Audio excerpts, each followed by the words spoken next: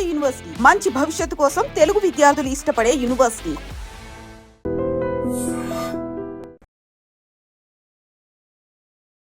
నా బాబాయ్ని చూస్తే ఎట్లా ఉంటుంది, మా వాళ్ళని చూస్తే ఎట్లా ఉంటుంది, జనం అందరూ కూడా అలాగే ఓన్ చేస్తున్నారు మిమ్మల్ని అందరూ. మీరు చెప్పే విధానం అది కూడా వివరంగా విడమర్చి చెప్తుంటారు ప్రతిదీని. ఎలా అండి ఇదంతా? ఎలా? నేను మొదటి నుంచి అంతేనండి వెంకటేష్ గారు. ఎందుకంటే చిన్నప్పటి నుంచి కూడా ఒక విషయం గురించి మనం మాట్లాడితే అవతల వాళ్ళకి చాలా క్లియర్గా అర్థం కావాలనే పాలసీ అది. దాన్ని బట్టి నేను చాలా అర్థమయ్యేటట్టుగా చెప్పడం నా అలవాటు. ఓకే, మరి తేజ ఎట్లా వచ్చాడు ఇందులోకి? మళ్ళీ తేజ అంటే నా వారసుడే అనుకోండి. నా తర్వాత ఈ ఛానల్ని నడిపించాలనేది మా తేజ ఒక్కడే. ఎందుకంటే మా పెద్దబాబు ఫీల్డ్లోకి రాలేదు. మా తేజకి ఈ ఛానల్ పెట్టాలనే ఐడియా కానీ దీన్ని ఇలా ఇంప్రూవ్మెంట్ చేయాలనే ఐడియా కానీ మా అబ్బాయికి ఫస్ట్ వచ్చింది. మేము నమ్మలేకపోయినా ఇది ఇలా ఉంటుంది ఫ్యూచర్లో అని. ఈ ఫ్యూచర్ ముందే మాకు చెప్పేశాడు మా అబ్బాయి. మాత్రం 100% కరెక్ట్. అంటే ట్రై చేద్దాం డాడీ, వర్కౌట్ అవుతుంది, నీకు వంట వచ్చు, నాకు ఫోటోగ్రఫీ వచ్చు కదా, ట్రై చేద్దాము, ఒక 1 year చేద్దాం, కన్సిస్టెంట్ లైక్ చేసుకుంటా ఉందాం, రిజల్ట్తో సంబంధం లేకుండా ఒక 1 year చేద్దాం కరెక్ట్గా, రెగ్యులర్గా ఒక మంత్లీ ఒక 3 videos 2 videos పెడదాము, చూద్దాం అసలు రెస్పాన్స్ ఎట్లా చూద్దాము అని చెప్పాను అనమాట. సరే అని చెప్పేసి ఇమీడియట్గా ఎప్పుడైతే ఐడియా వచ్చిందో, యాక్చువల్ నా లైఫ్లో ఏంటంటే నేను ఎన్ని ఐడియాలు వచ్చినా సరే ఏవి ఇంప్లిమెంట్ చేసేవాడిని కాదు, వదిలేసేవాడిని. అది ఐడియాస్ లాగా మిగిలిపోయావు అనమాట.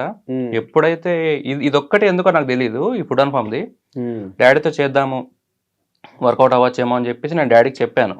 చెప్పగానే డాడీ ఎప్పుడైతే ఒప్పుకున్నారో వెంటనే నేను కూడా వెళ్ళిపోయి లొకేషన్స్ స్కౌట్ చేశాను అనమాట. వెళ్ళాను, మా అమ్మ వాళ్ళ ఊరు వెళ్ళాను. మా అమ్మ వాళ్ళ ఊరు అల్లంపూర్ దగ్గర ఉండవెల్లి అని, ఆ సరౌండింగ్ లో దొరికింది నాకు ఒక లొకేషన్. చూడగానే మేము చూసిన ఫస్ట్ లొకేషన్ అదే ఫైనల్ అయిందనమాట. చూశాను, నచ్చింది, వెంటనే ఓకే డాడీ మొబైల్లో వీడియోస్ తీసుకున్నాం, మొత్తం తీసుకొని ఈ లొకేషన్ బాగుంది, ఒక బావి, ఆ చెట్టు అంతా మీరు చూసే ఉంటారు పాత వీడియోస్ లో.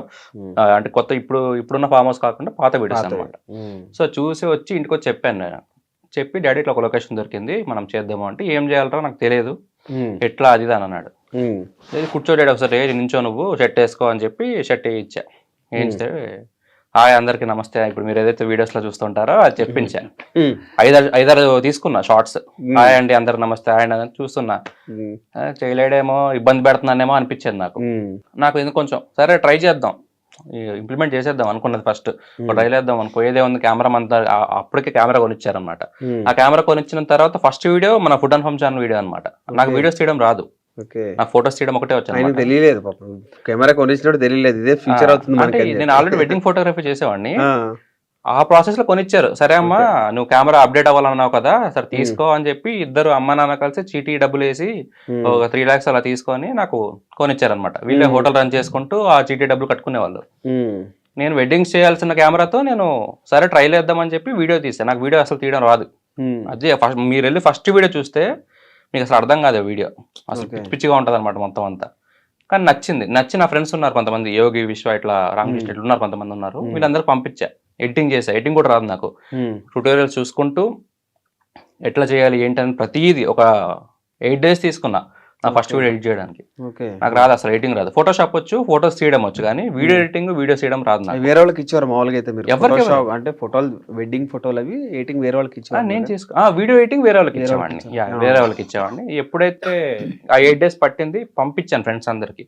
సూపర్ మామ, అదిరిపోయింది, అసలు అదిరిపోయింది. మాకు కొంచెం మైక్ ఒకటి కొంచెం గాలి, ఆ డిస్టర్బెన్స్ ఉంది, మిగతా అంతా సూపర్ అది అని చెప్పగానే ఓకే, ఆ అప్రిషియేట్ వాళ్ళు ఎప్పుడైతే సపోర్ట్ చేశారో నాకు ఇంకా కాన్ఫిడెన్స్ బూస్ట్ అయిపోయింది అనమాట. చలో డాడీ చాలా మంది నచ్చింది, మనం పలానా రోజు పెట్టేద్దాం, ఛానల్ పేరు ఏంటి అని చెప్పి నేను నా ఫ్రెండ్స్ డిస్కస్ చేసి పెట్టిన ఛానల్ పేరు ఇది అనమాట. సో అప్పుడు ఎప్పుడైతే ఇంకా ఛానల్ పెట్టేశామో, వీడియో పెట్టేశామో, ట్విట్టర్లో పెట్టాను నేను. ట్విట్టర్లో నాకు ఫ్రెండ్స్ ఎక్కువ ఉన్నారు. ట్విట్టర్లో అందరూ రీట్వీట్స్ చేశారు, చాలా మంది నా ఫ్రెండ్స్ అందరూ, మంచి సర్కిల్ ఉంది. వాళ్ళందరూ రీట్వీట్ చేయగానే ఒక 1K వ్యూస్ వచ్చేదానికి. 1K వ్యూస్ వస్తే అదే హ్యాపీ. ఆ రోజు 1K వ్యూస్ వచ్చే ఒక 10 days లో నాకు 800 subscribers ఎలిజిబిలిటీ కావడానికి హెల్ప్ చేశారు.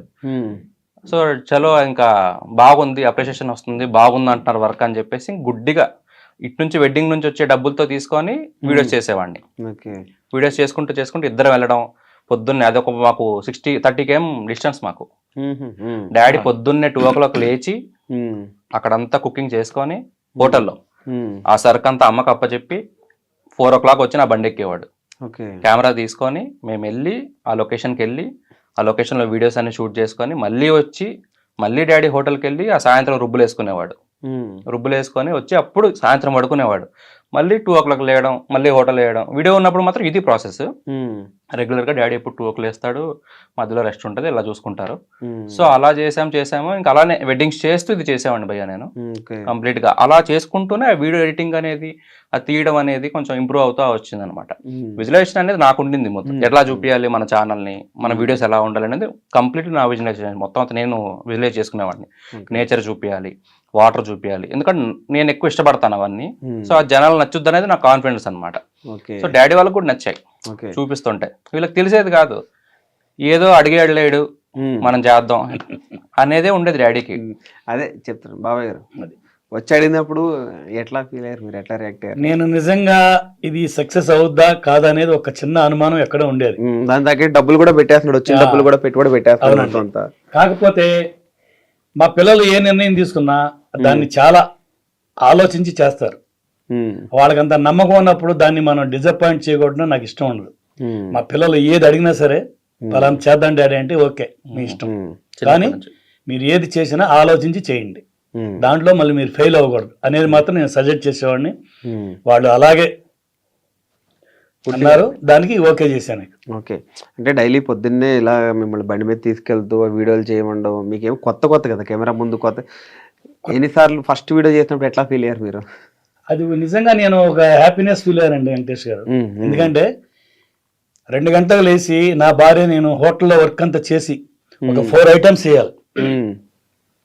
దానికి సంబంధించి నేను నా భార్యకి అక్కడ అన్ని అప్డేట్ చేసి మిగతా వర్క్ అంతా నా భార్య చూసుకునేది. తర్వాత దోశలు వేయటం కానీ, పార్సిల్ కడటం కానీ, చట్నీలు అయిపోతే చట్నీ వేసుకోవడం కానీ అంతా నా భార్య చూసుకునేది. అంత హార్డ్ వర్క్ చేసాం. నేను అక్కడంతా రెడీ చేసి నా భార్యకి ఇబ్బంది లేకుండా ఈయన రెడీ అయ్యేవాడు. నేను వచ్చే లోపల బండి ఎక్కడం, అప్ అండ్ డౌన్ 60 kilometers వచ్చేది. అయినా సరే ఒక హ్యాపీ ఫీలింగ్ అయ్యేవాడిని. ఎందుకంటే ఇది నా కొడుకు డ్రీమ్, ఇలా చేయాలని చెప్పి ఒక మంచి ఆలోచన ఆయనకు వచ్చింది కాబట్టి దానికి మనం సపోర్ట్ చేయకపోతే అతను ఫీల్ అవుతాడు.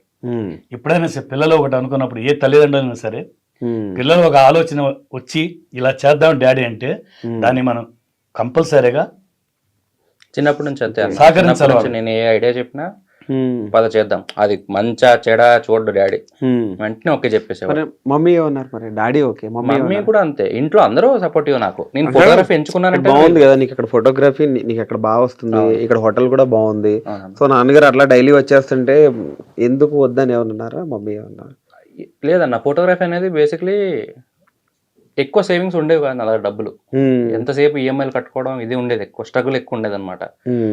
వీళ్ళు ఏంటంటే ఎందుకు అనేవాళ్ళు, అరే మా అమ్మ అనేది అనమాట, వచ్చిన వాడిని పెడుతున్నావురా, ఎట్లా క్లిక్ అవుతుందా లేదా, క్లిక్ అవుతుందా, అమ్మ మనకి 20,000 వస్తే చాలమ్మా మనకి యూట్యూబ్ నుంచి, మనకి ఎక్కువ అక్కర్లేదు, 20,000 వస్తే 20-30,000 మీకు హోటల్ నుంచి 10,000 అట్లా 20,000 మిగులుతాయి, వెళ్ళిపోతుంది, సరిపోతుంది అమ్మ మనకి, సేవింగ్స్ స్టార్ట్ చేయొచ్చు. అప్పటి వరకు మాకు 0 సేవింగ్స్ మా లైఫ్లో, అసలు ప్లానింగ్ లేకుండా ఉండింది బేసిక్లీ మా ఫ్యామిలీ. సో అప్పటివరకు ఏం సేవింగ్స్ ఉండేవి కాదు, అకౌంట్లో 50,000 కూడా ఉండేవి కాదు. లిటరల్ ఏమైనా అయినా సరే వెళ్ళి చూపించుకోవాలన్నా కూడా ఇంకోరిని అడగాల్సిన సిచ్యువేషన్ అనమాట. సో అలాంటి సిచ్యువేషన్లో పెట్టా ఈ ఛానల్ నేను. ఎప్పుడైతే ఇంకా మా మమ్మీకి డాడీకి ఒకటే చెప్పా, మమ్మీ పక్క 20,000-30,000 వస్తాయి, ఇదే మన టార్గెట్, అది వచ్చారు పని చేద్దాం మమ్మీ అంటే, ఏమరా నాయన నువ్వు చెప్పిందే, నువ్వేదంటే అదే అన్నట్టు ఇంకా వాళ్ళు ఎప్పుడూ ఓకే చెప్తా ఉన్నారు అనమాట. ఫస్ట్ మంత్ ఎంత వచ్చింది ఐడియా ఉందా మీకు? ఫస్ట్ మంత్ డ్రా చేసింది అన్న. యాక్చువల్ మానిటైజేషన్ అయ్యాక మాకు డబ్బులు రాలా. మానిటైజేషన్ 4 months అన్ని కలిపి వచ్చాయి మనకి, అరౌండ్ ఒక 60K అట్లా వచ్చాయి. అది చూసి నాకు మా అబ్బాయి ఆలోచన సక్సెస్ అయింది, దీన్ని మనం ఇక వదులుకోకూడదు, ఈ ప్రయాణంలోనే మనం చాలా కష్టపడి ఈ ఛానల్ ని ముందుకు తీసుకెళ్ళాలి అని ఒక దృఢ సంకల్పంతో మా ఇంటిల్లి పాది అందరూ కోఆపరేట్ చేశారు.